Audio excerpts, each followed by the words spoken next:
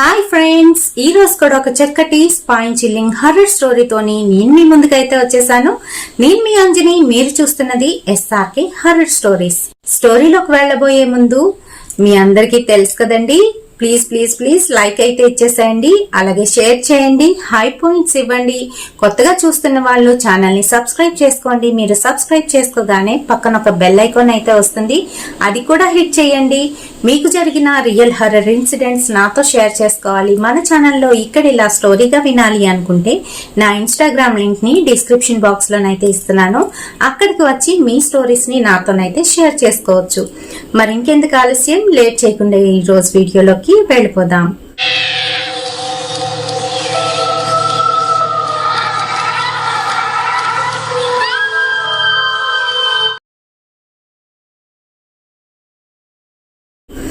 రాత్రి 1 గంట అయితే అవుతుంది. మల్లేష్ తన బైక్ మీద ఇంటికి అయితే వస్తున్నాడు.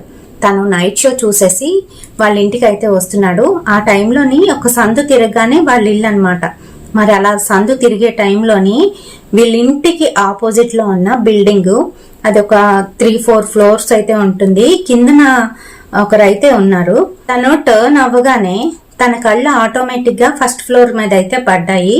ఫస్ట్ ఫ్లోర్ లోని ఒక ముసలాయన, ఒక ముసలావిడ అయితే కనిపిస్తున్నారు. ఆ ముసలాయన గ్రిల్స్ పట్టుకొని బయటికి అయితే ఇలా చూస్తున్నాడు. ఆ ముసలావిడేమో అటు ఇటు వాకింగ్ చేస్తున్నట్టుగానైతే తిరుగుతుంది. ఇంకా వాళ్ళిద్దరిని చూడగానే భయంతోని మల్లేష్ యాదవ్ గ్రిప్ అయితే పోయింది. ఆ హ్యాండిల్స్ అటు ఇటు తిరిగిపోయి స్కిడ్ అయిపోయి కొంచెం దూరం వరకు వెళ్ళిపోయింది బైక్. పాపం కిందన పడిపోయాడు.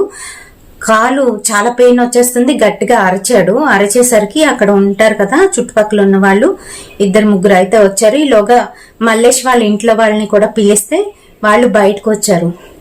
ఎన్నోసార్లు తను అలా వచ్చాడు గాని ఎప్పుడు అలా జరగలేదు. అయితే తను భయపడిపోతున్నాడు, సెమీ కాన్షియస్ గానే అయితే ఉన్నాడు. ఈలోగా మల్లేష్ వాళ్ళ ఇంట్లో ఉన్న వాళ్ళు అంబులెన్స్ కి కాల్ చేశారు. అంబులెన్స్ వచ్చింది, మల్లేష్ అయితే తీసుకువెళ్ళిపోయారు. ఆ రోజు కాకుండా నెక్స్ట్ డే మార్నింగ్ తనకి కాలు వాచిపోవడంతో లోపల బోన్ ఫ్రాక్చర్ అయింది అని చెప్పేసి డాక్టర్ అయితే స్కాన్ తీసి తనకు ఆపరేషన్ అయితే అన్నారు. ఆపరేషన్ అయితే చేసేసారు. ఆ నెక్స్ట్ డే మార్నింగ్ మల్లేష్ వాళ్ళ వైఫ్ తన దగ్గర అయితే కూర్చుంది.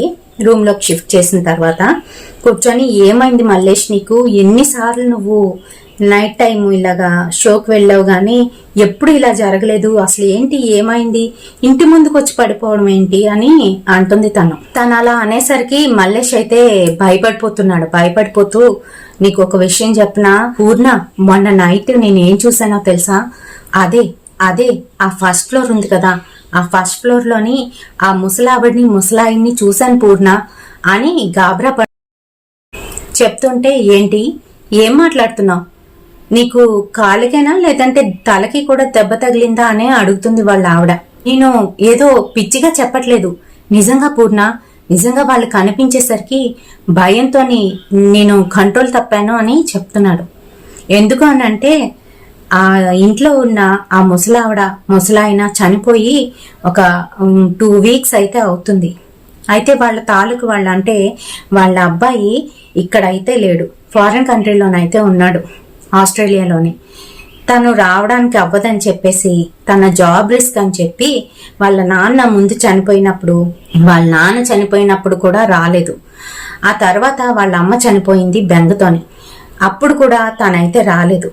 మరి వాళ్ళిద్దరి ఆత్మ అక్కడే తిరుగుతుందో ఏమో తెలియదు గాని అలా మల్లేష్కి అయితే కనిపించారు. అలా కనిపించేసరికి తను భయపడుతూ వాళ్ళ ఆవిడికి అయితే చెప్పాడు, మరి ఇలానే జరుగుతుంది, వాళ్ళ అబ్బాయి వచ్చింటే బాగున్ను, ఇప్పుడు వాళ్ళు అలా ఆత్మలై అలా కనిపించారేమో అని పూర్ణ కూడా అనేసింది. మరి ఒక 2 రోజులు అయితే అయ్యింది. ఆ ఇంట్లోని అదే ఆ 4 ఫ్లోర్స్ ఉన్నాయి కదా, ఆ బిల్డింగ్ లోని కిందన సెల్లార్ లోని ఒకరైతే అద్దెకి దిగారు. వాళ్ళు మటుకే ఉంటున్నారు. అయితే వాళ్ళ ఇంట్లోని రాత్రి 7:30 సమయంలోని గట్టిగా అరుపులు అయితే వినిపిస్తున్నాయి. ఇరుగు పొరుగు వాళ్ళు ఉంటారుగా, వాళ్ళేమో పరిగెట్టుకుంటూ వచ్చారు, ఏమైంది అని. ఈలోగా రాజేష్ ఇంట్లో నుంచి బయటకైతే పరిగెట్టుకు వచ్చాడు. ఆ తర్వాత వాళ్ళ ఆవిడ కూడాను భయంతోనే అరుస్తూ ఇంట్లోనైతే కూర్చొని ఉంది. తన వంటగదిలోనే కూర్చొని ఉండేసరికి ఏమైంది రాజేష్ గారు, ఏమైంది అంటే లోపలికి వెళ్ళండి మా ఆవిడ్ని బయటికి తీసుకురండి అని అంటున్నాడు. ఈలోగా మిగతా వాళ్ళు కూడా వెళ్ళి ఆవిడ్ని బలవంతంగా బయటికి అయితే తీసుకొచ్చారు.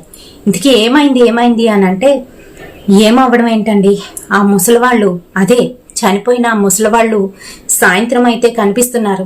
ఈరోజు పూర్ణ వంట చేస్తుంటే పూర్ణ వెనకాతలకు వచ్చి ఆవిడ నించున్నట్టుగానైతే అనిపించిందంట. అంతేకాదు, నేను మా బెడ్రూమ్ లో ఉండేసరికి మా బెడ్రూమ్ లో నుంచి ఆ ముసలాయన బాత్రూంలోకి వెళ్తున్నాడండి. అందుకనే అది చూడగానే భయంతో నేను బయటకు వచ్చేసాను. ఈలోగా మా ఆవిడ అరుస్తుంది అని చెప్పి వాళ్ళతోనైతే చెప్తున్నాడు. చెప్పేసరికి అందరూ కూడాను ఆశ్చర్యంతో అలానే వాళ్ళ కాస అయితే చూస్తున్నారు. ఎందుకనంటే వాళ్ళకి కూడాను రాత్రి అయితే చాలు ఆ ఇంట్లో నుంచి ఏడుపులు వినిపించడం, అంతేకాకుండా వాళ్ళు కనిపించడం అయితే జరుగుతుంది. అయితే అందరూ కూడా నోర్లు కొనుక్కున్నారు. అలాగే ఒకటైతే నిర్ణయించుకున్నారు, వాళ్ళ అబ్బాయికి ఫోన్ చేసి ముందు వీళ్ళకి చేయవలసిన కర్మకాండలు మిగతా విషయాలన్నీ కూడాను చేయించాలి, లేకపోతే వీళ్ళు ఇలానే అందరికీ కనిపిస్తారు అని వాళ్ళైతే అనుకున్నారు. ముందు మేము ఈ ఇల్లు ఖాళీ చేసేయాలని చెప్పేసి అందులో ఉన్న రాజేష్ అండ్ ఫ్యామిలీ అయితే అనుకొని, అలానే ఇంకా ఆ రోజు నైట్ కూడా వాళ్ళు అక్కడ ఉండకుండా తాళాలు వేసుకొని, ఇద్దరే కాబట్టి వాళ్ళకి తెలిసిన వాళ్ళ ఇంటికి అయితే వెళ్ళిపోయారు. మరి ఆ రోజు నైట్ అర్ధరాత్రి 3 గంటలు అయితే అవుతుంది. ఆ సమయంలోని వాళ్ళ ఇంటి వెనకాతల మరొక బిల్డింగ్ అయితే ఉంది. ఆ బిల్డింగ్ లో వాచ్మెన్, కిందనున్న వాచ్మెన్ ఏంటంటే తను యూరినేట్ చేయడం కోసం అని చెప్పేసి ఇటుపక్కకి, అంటే యువతల బిల్డింగ్ కి అక్కడ వాళ్ళ చిన్న బాత్రూమ్ అయితే ఉందన్నమాట. ఆ బాత్రూమ్ వైపు అయితే వెళ్తున్నాడు రాత్రి సమయంలో 3 గంటల ఆ సమయంలో వెళ్తున్న సమయంలోని పైన ఫస్ట్ ఫ్లోర్ లోని ఆ ముసలాయన అవతల ఉన్న కిటికీలో నుంచి తన కాసి ఇలాగా తొంగి చూస్తున్నట్టుగానైతే చూస్తున్నాడు. చూసేసరికి సడన్ గా ఐ కాంటాక్ట్ వాళ్ళ దగ్గరికి అయితే వెళ్తుంది. కొన్నిసార్లు మనం అనుకుంటాం ఎవరిని దేన్ని చూడకుండా మన పని మనం చేసుకొని వచ్చేద్దామని, కానీ అలాంటి సమయంలోనే మన ఐ కాంటాక్ట్ అనుకోకుండా మనకి చూడాలనే దృష్టి ఉండదు, కానీ వెళ్ళిపోతుంటాయి. మరి అలానే తను చూశాడు పైన ఆ ముసలాయిని. చూసి గాబరా పడిపోతూ అక్కడే అరుస్తూ కూలబడిపోయాడు.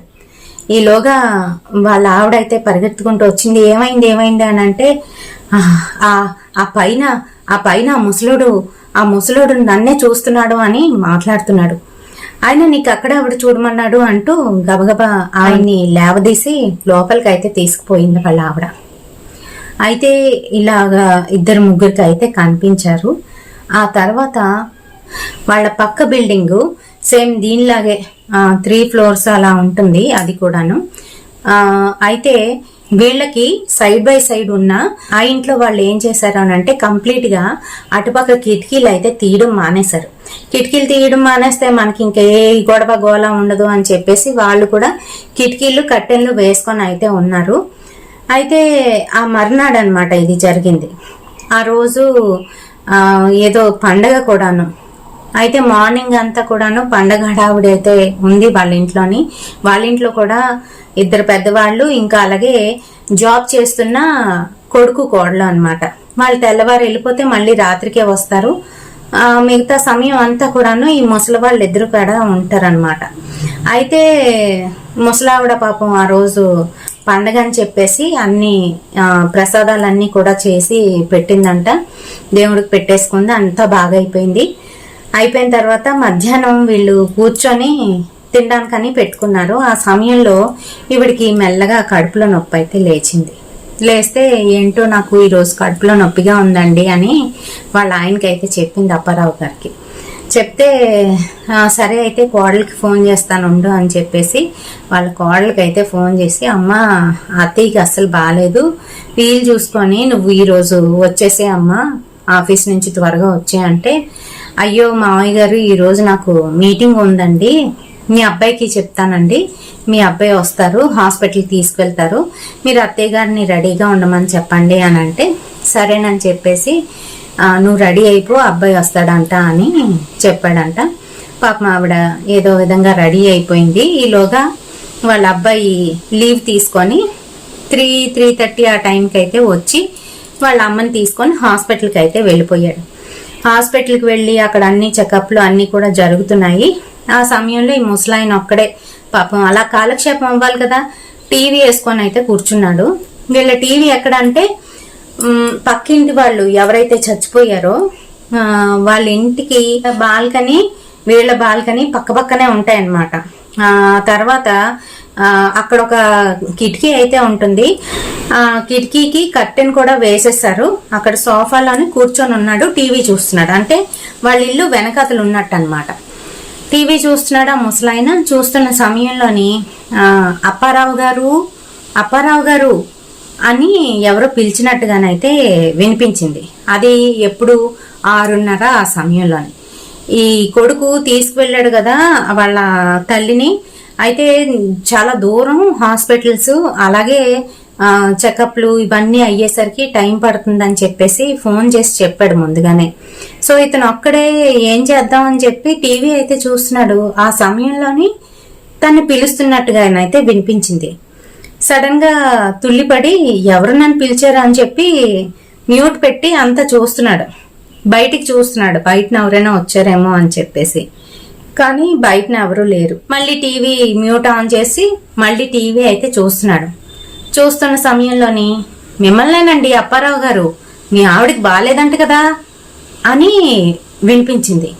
అది కూడా పక్కింటి ఆయన వాయిస్లోని వినిపించేసరికి ఇతనికి భయం వేసేసింది. అసలుకే వాళ్ళు కనిపిస్తున్నారు.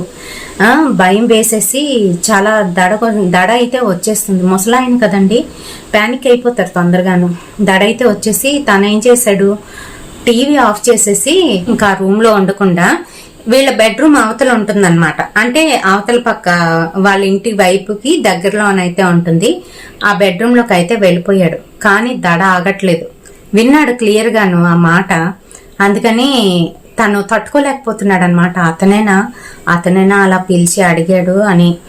అయితే బతుకున్నప్పుడు వాళ్ళు బాగా క్లోజ్ గానైతే ఉండేవారనమాట. పక్క ఇల్లు, దానికి తోడు వీళ్ళు ముసలోళ్ళే, వీళ్ళు ఖాళీగా ఉండడం, వాళ్ళు ముసలోళ్ళే, వాళ్ళు ఖాళీగా ఉండడం, బాగా క్లోజ్ గానైతే ఉండేవారు. అలాంటిది చనిపోయిన తర్వాత కంప్లీట్ గా అటు సైడ్ ఉన్న కిటికీలు అన్ని వేసేసి వీళ్ళు ఇంకా ఇంట్లోనే ఉండేవారు. ఇలా వినిపించేసరికి ఒక్కసారిగా భయపడిపోయాడు. ఎవరికైనా భయం కదండి. ఇంకా వెంటనే కొడుక్కి ఫోన్ చేసి, ఒరే ఇంకా ఎంతసేపు రా, ఎక్కడున్నారా, అమ్మకి ఎలా ఉందిరా అని కంగారు పడిపోతూ అడుగుతున్నాడంట. అడుగుతూ అంటే ఇంకా కొంతసేపు పడుతుంది నాన్న, కంగారు పడకండి, లీలా ఇంటికి వచ్చేస్తుంది, కంగారు పడకండి, అన్నీ వండేస్తుంది లీలా అని చెప్తున్నాడు. అంటే ఆకలికి అడుగుతున్నాడేమో తండ్రి అనుకొని ఆ అబ్బాయి అలా అంటున్నాడు. అనేసరికి ఈలోగా కాలింగ్ బెల్ కొట్టారు.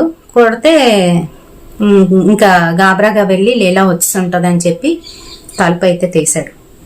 తలుపు తీసేసరికి పని మనిషి వచ్చింది. పని మనిషి వచ్చి ఏం మాట్లాడకుండా అలాగా వంటగది వైపు అయితే వెళ్తుంది.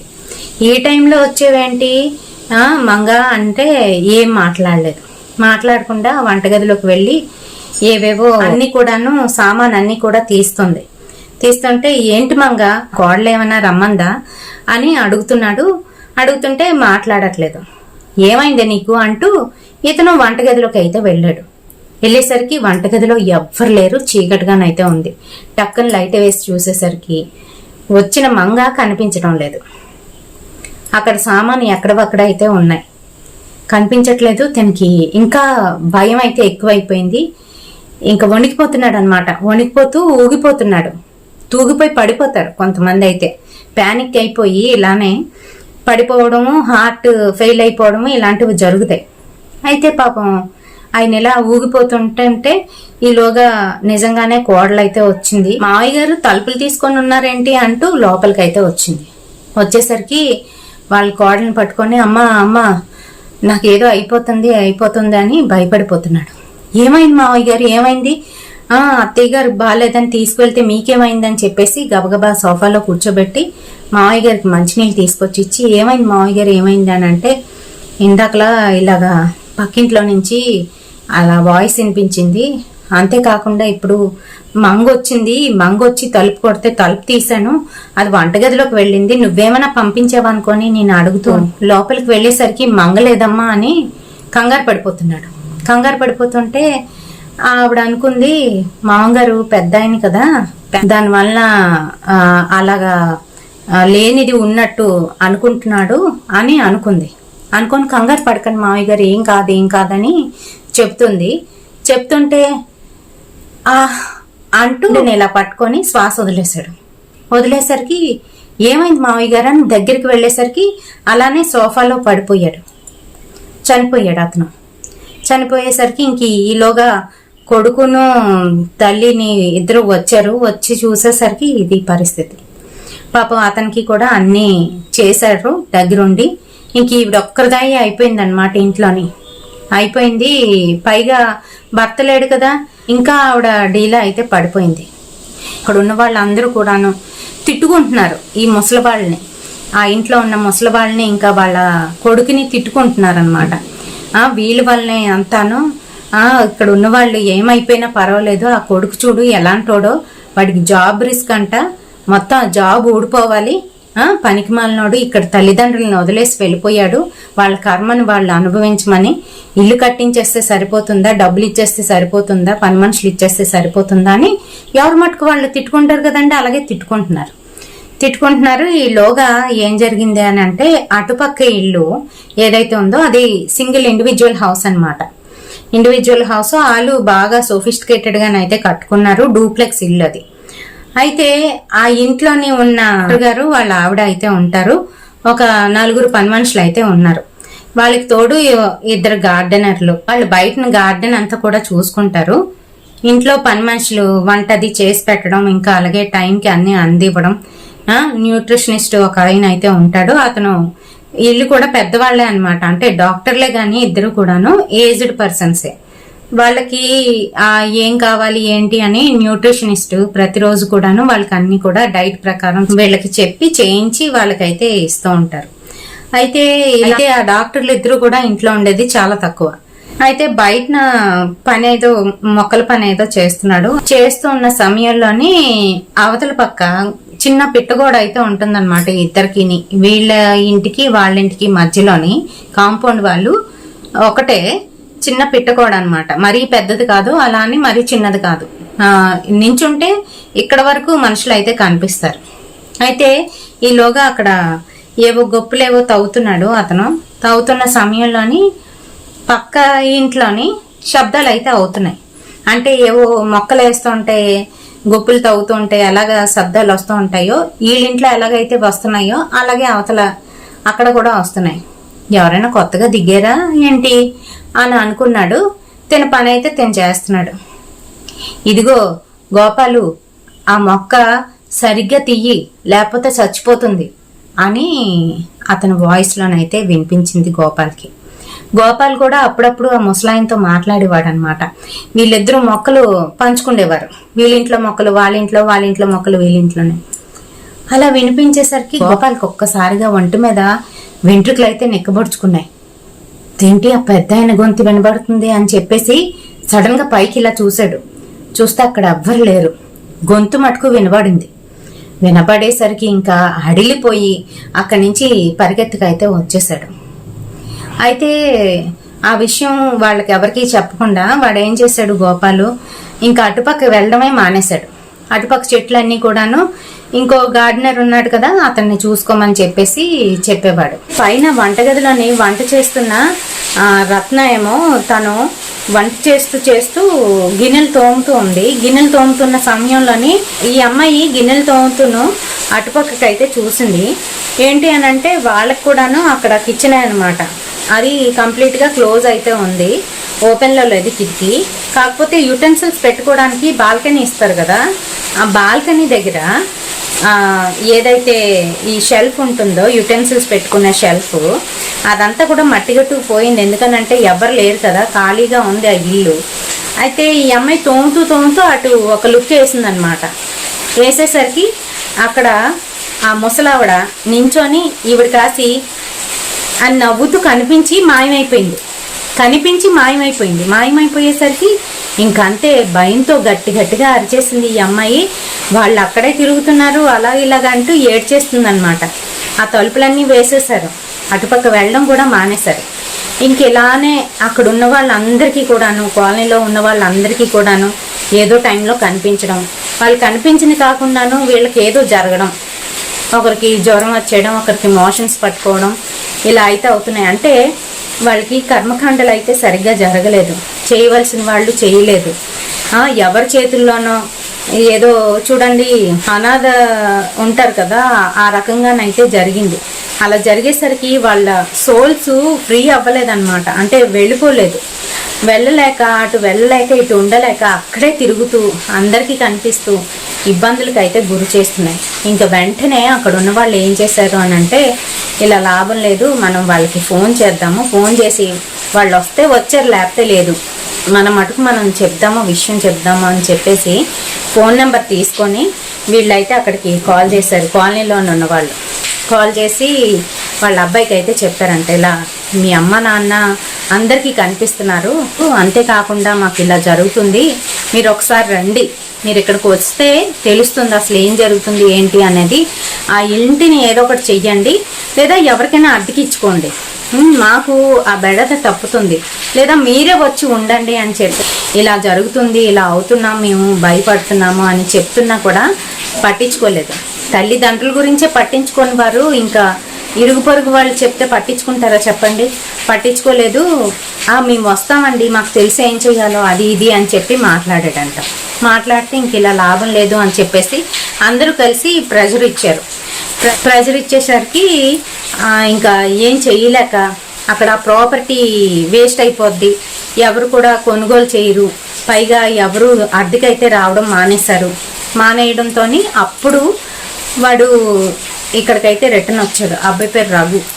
అయితే వచ్చాడు, వచ్చి మా అమ్మాళ్ళు మీకు ఎందుకండి కనిపిస్తారు, మీరు ఇలా రూమర్స్ స్ప్రెడ్ చేసి మా ఇల్లు అమ్మకానికి పెడితే అమ్మడం అవ్వకుండా చేస్తున్నారు, అంతేకాకుండా ఇంట్లో ఎవరు దిగడానికి లేకుండా చేస్తున్నారు, అలా ఇలా అని వాళ్ళతో వీళ్ళతో ఎంతమందితో కైమాడతాడు. అయితే అంటూ ఉంటే అలా కాదు, నేను చెప్పింది కాస్త విను, నువ్వు ఉండు, ఒక వారం ఉంటావు, 10 రోజులు ఉంటావు, ఉండిన తర్వాత ఆ తర్వాత నువ్వు మాట్లాడు అని అంటే, నేను ఉండడానికే వచ్చాను, ఖచ్చితంగా ఈ ఇల్లు అమ్మేసే వెళ్తాను అంటే, చూడండి అప్పుడు కూడా ఇల్లు అమ్మేసి వెళ్ళడానికి అని చెప్పేసి ఈ పనులు కూడా చేసుకొని వెళ్ళిపోవచ్చు అనే ఆలోచనతోనే వచ్చాడు ఆ కొడుకు. ఇలా ఉన్నారు, సమాజం ఇలా ఉందిలేండి. అయితే వచ్చాడు, వచ్చి పిల్లలిద్దరినీ కూడాను అక్కడ వదిలేసి అతను వాళ్ళ ఆవిడే వచ్చారు. అక్కడ వాళ్ళకి పెద్ద పిల్లలే, చిన్న పిల్లలేం కాదు, అందుకనే వాళ్ళు ఉండగలరు అక్కడ, వాళ్ళని వదిలేసి వచ్చేసాడు. వస్తే ఈ ముగ్గురు పిల్లలు ఇద్దరును ఫస్ట్ రోజు అంతా కూడా ఇంటిని క్లీన్ చేయడానికి అని చెప్పి పని మనుషులను అయితే అడిగారు. 2-3 అడిగితే అక్కడ దగ్గర ఉన్న వాళ్ళు ఎవరు కూడా రామని చెప్పేశారు. చెప్పేస్తే వాళ్ళు ఏదో యాప్లోనే, అర్బన్ క్లాప్ యాప్లోనే అయితే పెట్టి రప్పించి క్లీన్ చేయించుకున్నారు. ఇంటిని క్లీన్ చేసేసారు, అంతా అయిపోయింది. అయిపోయిన తర్వాత ఆ రోజు నైట్ వీళ్ళందరికీ, చుట్టుపక్కల ఉన్న వాళ్ళందరికీ కూడా వాళ్ళ మీదే దృష్టి అనమాట, ఏమవుతుందో ఏంటో. మా అందరికీ ఇలా కనిపించి భయపెట్టారు కదా, ఈ ముసలోళ్ళు ఏం చేస్తారు చూడాలి అని. ఏం కాలేదు. మార్నింగ్ నెక్స్ట్ డే మార్నింగ్ చక్కగా లేచారు, మళ్ళీ ఏవో బయట నుంచి ఆర్డర్లు పెట్టుకున్నారు, తినేశారు, అయిపోయింది. ఎటువంటి సౌండ్ లేదు, చక్కగా వాళ్ళు తింటున్నారు, పడుకుంటున్నారు. 2-3 రోజులు అయితే అయిపోయింది. ఇంకా అందరూ తిట్టుకోవడం మొదలుపెట్టారు, వీళ్ళని కాదు ఆ ముసలి వాళ్ళని. ఎందుకనంటే అందరికీ కనిపించి ఇబ్బందులు పెట్టి చాలా రభస అయితే అయిపోయింది. అందరూ భయపడిపోయారు. ముఖ్యంగా ఏంటనంటే ఆ పక్కనున్న ఇళ్ళ వాళ్ళు, ఎదురింటి వాళ్ళు, వెనకింటి వాళ్ళు అందరూ కూడా సఫర్ అయ్యారు కదండి. సఫర్ అవ్వడంతో ఆ ముసలి వాళ్ళని అయితే బాగా తిట్టుకున్నారు. వీళ్ళకి కొడుకంటే అంత ప్రేమ అనమాట, అందుకే వాడు వదిలేసినా కూడాను వీళ్ళు ఏం కాకుండా అలాగా ఉండిపోయారు ఇక్కడ. ఇప్పుడు చనిపోయిన తర్వాత కూడా కొడుకుని ఏమీ అనట్లేదు అని చెప్పేసి. అయితే 3rd డే అయిపోయింది. ఆ నైట్ పడుకున్నారు అందరూ. పడుకుంటే కరెక్ట్గా 12 ఆ సమయంలోని అవతల, అంటే వీళ్ళ ఇంటి అవతల ఒక 2 ఇళ్ళు తర్వాత మరొక ఇల్లు అయితే ఉంటుంది. అక్కడ ఒక పోలీస్ ఆఫీసరు ఒక ఆయన అయితే ఉన్నాడు. అతను నైట్ డ్యూటీ చేసుకొని ఇంటికి అయితే వస్తున్నాడు. వస్తున్న సమయంలో మళ్ళీ అలానే వీళ్ళిద్దరూ, ఆవిడేమో అక్కడ బాల్కనీలో వాకింగ్ చేసేస్తుంది, అటు ఇటు తిరిగేస్తుంది. ఆ ముసలాయనేమో గ్రిల్స్ పట్టుకొని ఇలా నించొని బయటికి అయితే చూస్తున్నాడు. ఇతను ఎప్పుడైతే టర్నింగ్ కొట్టాడో ఎదురుగా బిల్డింగ్ అయితే కనిపిస్తుంది. క్లియర్గా వాళ్ళిద్దరిని చూశాడు. పోలీస్ ఆఫీసరు అది నైట్ డ్యూటీ చేసుకొని వస్తున్నాడు. అతనికి భయం లేదు, ధైర్యంగా వాళ్ళని చూసి కూడా చూడనట్టుగా తన మటుకు తను బండి మీద అయితే వెళ్ళిపోయాడు. ఆ తర్వాత కొంతసేపటికి వాళ్ళ ఇంట్లో నుంచి గట్టిగా అరుపులు అయితే వినిపించాయి. అరుపులు వినిపించేసరికి అందరూ లేచారు, దగ్గర ఉన్న వాళ్ళందరూ కూడాను. ఏమైంది అనుకుంటూ వెళ్ళాలా వద్దా, వీడికి ఇలాగే జరగాలని కొంతమంది ఏమో ఏం జరిగిందో చూద్దామని కుతూహలంతో ఉంటారు కదా కొంతమంది. వాళ్ళు మొత్తానికి అయితే ఇంటి ముందుకు వెళ్ళారు. వెళ్ళాలా వద్దా అని చూస్తున్నారు. ఈలోగా ఆవిడ గట్టిగా అరుస్తుందన్నమాట, ప్లీజ్ హెల్ప్ చేయండి, పైకి రండి అని అరిచేసరికి వీళ్ళందరూ వెళ్ళారు. మగవాళ్ళు ఆడవాళ్ళు అందరూ కలిసి వెళ్ళేసరికి అబ్బాయి పైన టెర్రస్ మీదకి వెళ్ళాడంట. వెళ్ళి అక్కడ వాళ్ళ అమ్మని నాన్నే చూశాడంట ఆ టెర్రస్ మీద.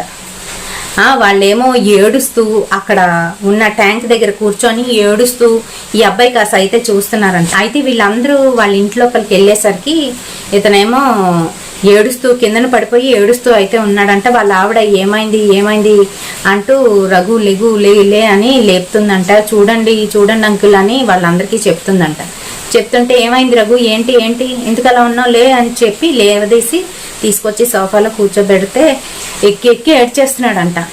ఏమైంది చెప్పు అని అంటే నన్ను అందరూ క్షమించండి అని అడిగాడంట. అడిగితే అసలు ఇంతకీ ఏమైంది, ఏం జరిగింది అని అంటే తను ఆ రాత్రి సమయంలోని ఏవో కాల్స్ వస్తే ల్యాప్టాప్ పట్టుకొని పైకి వెళ్ళాడంట టెర్రస్ మీదకి. వెళ్ళి ల్యాప్టాప్లో చేసుకుంటున్న సమయంలోని తను మాట్లాడుతూ ట్యాంక్ ఉంటుంది వాళ్ళ ఇంటి పైన ట్యాంక్ దగ్గర వచ్చి అక్కడ కూర్చున్నాడంట. పక్కన కూర్చుండేసరికి ఏవో చిన్నగా ఏడుపులు అయితే వినిపించాయంట. ఎవరిదా ఏడుపు అని చెప్పేసి మూలుగుతున్నట్టుగా. చెవులోని ఒక దాంట్లోని స్పీకర్ ఉంది, మరో పక్క ల్యాప్టాప్ చేత్తో పట్టుకొని అలా నడుచుకుంటూ మాట్లాడుతూ ట్యాంక్ పక్కకైతే వెళ్ళేసరికి అక్కడ వాళ్ళ అమ్మ నించొని ఏడుస్తూ కనిపించారంట. షాక్ అయిపోయి భయపడుతూ పరిగెడుతూ ఉంటే, ఒరే ఇంకెంతకాలం రా నువ్వు వెనకాల పరిగెట్టాలి, మాకు చేయవలసింది చేయరా, మా కర్మకాండలు సరిగ్గా చేయరా, సవ్యంగా చేయరా అని వాళ్ళ నాన్న అన్నాడంట. ఉంటే ఈ అబ్బాయి కంగారుగా పరిగెడుతూ మెట్ల మీద నుంచి దిగుతూ జారిపోయి పడిపోయాడు. గట్టిగా అరుస్తూ పడిపోయాడు అనమాట. పైనుంచి వస్తూనే గట్టిగా అరుస్తూ జారిపోయి పడిపోయాడు. ఈవిడ లోపల పడుకొని ఉంది వాళ్ళ ఆవిడ. ఇంకా పరిగెట్టుకొని వచ్చి వీళ్ళందరినీ కూడా కేకేసింది. ఈ లోపు వీళ్ళందరూ వచ్చి ఏమైందంటే ఇది ఇలా జరిగింది. మరి అదే కదా మేము కూడా చెప్పాము, కన్న కొడుకువి నువ్వు, ఎన్నో ఆశలు పెట్టుకొని పిల్లలు పుడితే మా జీవితం సంపూర్ణం అవుతుందని తల్లిదండ్రులు భావించి పిల్లల్ని కంటారు. కనిందే కాకుండా వాళ్ళ జీవితాంతం మీకోసం కష్టపడి ఎన్నో త్యాగాలు చేసి మిమ్మల్ని ఇంత పెద్దవాళ్ళని చేసి తీర్చిదిద్ది మీరు ఒక ఇంటి వాళ్ళు అవ్వాలని, మీకు పిల్లలు పుడితే వాళ్ళని కూడా మేమే చూడాలని ఆశతోనైతే ఉంటారు.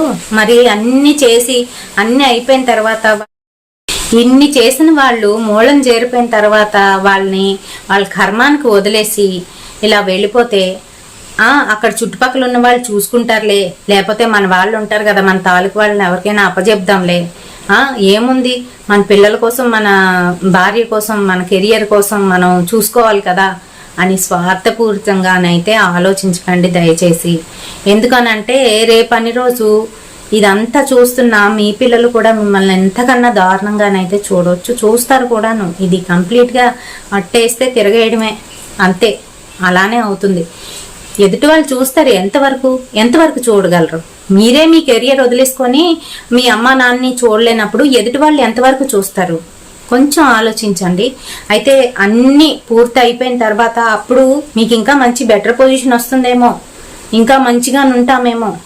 బయట వాడి దగ్గరికి వెళ్ళి అడుక్కొని బతికే కన్నా మన ఊర్లోని మనం హ్యాపీగాను ఎంత వచ్చినా కూడా సంతోషంగానైతే ఉండొచ్చు నలుగురితో కలిసి. మరి చాలామంది ఇది ఆలోచించరు, అది వేరే విషయం అనుకోండి. సారీ, ఎవరిని ఉద్దేశించి అయితే నేను ఇక్కడ అనట్లేదు, కేవలం నిజమైతే చెప్తున్నాను అంతే. నిజమైతే ఇదే. అయితే మరి ఇలా అయితే జరిగింది. ఇంకా ఆ అబ్బాయి మొత్తానికి అన్నీ కూడా వదులుకొని వీళ్ళకి ముందు చేయవలసిన పిండ ప్రదానాలు అవన్నీ కూడా ఫినిష్ చేసుకొని ఆ ఇంటిని కూడాను నేను అమ్మను ఇలానే ఉంచేస్తాను, ఇంటిని ఎంతకాలం అమ్మ నాన్న తిరిగితే అమ్మ నాన్న ఉంటారనే అనుకుని నేను ఇలాగైతే చేస్తాను. పూజలు చేయించాడు, ఏవో పూజలు చేయించి బయటనైతే అన్నీ కట్టించాడు. కానీ ఇంటిని ఎవరికి అద్దెకి ఇవ్వలేదు, అలా అని అమ్మేయలేదు కూడాను. ఉండిపోతే ఉండిపోని, ప్రాపర్టీ అలా ఉండిపోతే ఉండిపోని అమ్మ నాన్న పేరు మీద అని చెప్పేసి ఉంచేసి తను మళ్ళీ అన్నీ చేసుకొని ఆస్ట్రేలియా అయితే వెళ్ళిపోయాడు. మరి ఇలా ఉంటాయండి కొన్ని చెప్పుకోవడానికి కూడా బాధాకరంగానైతే ఉంటాయి. వాళ్ళ సోల్స్ ఇక్కడ నుంచి వెళ్ళలేక కొడుకు వస్తాడని ఎదురు చూస్తూ అలానే ఉండిపోయాయి అన్నమాట. ఎప్పుడైతే కొడుకు వచ్చి పూర్తి చేసుకొని వెళ్ళాడో అక్కడి నుంచి ఆ చుట్టుపక్కల వాళ్ళకి ఎవరికి కూడా కనిపించడం అయితే మానేశారంట వాళ్ళు. మరి ఈ వీడియో మీ అందరికీ కూడా నచ్చుతుందని అనుకుంటున్నాను. ఈ వీడియో నచ్చితే తప్పకుండా ఒక లైక్ అయితే వేయండి, షేర్ చేయండి మనలాంటి మరికొంతమంది హర్రర్ ప్రేమికులకి. రేపటి సరికొత్త వీడియోతోని మళ్ళీ మీ ముందుకైతే వచ్చేస్తాను. Until then bye.